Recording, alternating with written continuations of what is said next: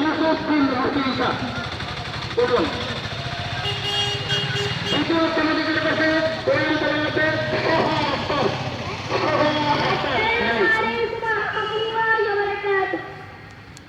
তৃতীয় স্থান অধিকার করছে প্রথম জামাতের নিয়ামতুল্লাহ।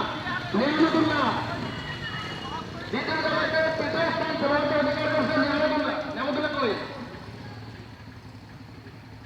আচ্ছা, হাদিসে প্রথম জামাতের প্রথম স্থান অধিকার করছে তানিশা আক্তার। হাদিসে প্রথম জামাত দ্বিতীয় জামাতের প্রথম স্থান অধিকারকারিণী তানিশা আক্তার নামে অনুপস্থিত। দ্বিতীয় জামাত অধিকার করছে তারা আক্তার। আজকে বলা হয় হাদিসে তৃতীয় স্থান অধিকার করছে অবশ্যই আক্তার। হাদিসে তৃতীয় স্থান অধিকার করছে দ্বিতীয় জামাতের লামিশা আক্তার। সামনে আসে প্রথম স্থান অধিকার করছে